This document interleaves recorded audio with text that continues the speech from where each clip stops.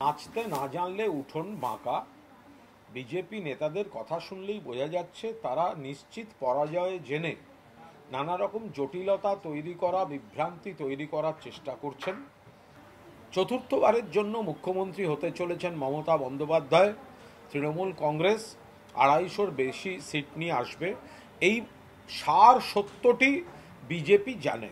তাই এটা না হলে ওটা হবে না, ওটা হলে ওটা হবে না।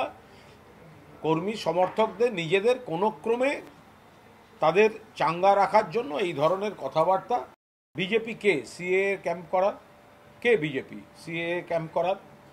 মানুষকে ভেদাভেদের রাজনীতি প্ররোচনা দেয়া হচ্ছে, অশান্তি তৈরির চেষ্টা করা হচ্ছে। এগুলো কোনো কাজের কথা হচ্ছে না। আসল দরকার হচ্ছে মানুষের উন্নয়ন। রুটি কাপড়া মাকান, 100 দিনের টাকা দেবে না, আবাসের টাকা দেবে না, আর এসছে এখানে সিএ এর ক্যাম্প করতে। বিজেপি নেতাদের দেখলেই তো লোকে জিজ্ঞাসা করতে যাচ্ছে 100 দিনের টাকা দেননি কেন। নিজেদের দায়িত্ব এড়িয়ে অরাজকতা তৈরির ক্যাম্প তৈরি করার আয়োজন করছে। যে ছেলেটা বাঁদরামি করেছে, হুমকি দিয়েছে, 100% দোষী। ঠাসিয়ে 3টে চড় মানুষ যেটা একদম দোষী। কিন্তু তার মানে এই নয়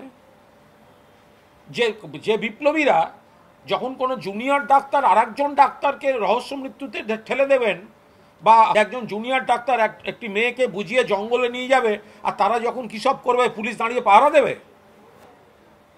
আপনারা নিজেরা সিলেক্টিভ বিপ্লবী। খারাপ ঘটনা ঘটেছে, অন্যায় ঘটনা ঘটেছে, পুলিশ ব্যবস্থা নিচ্ছে।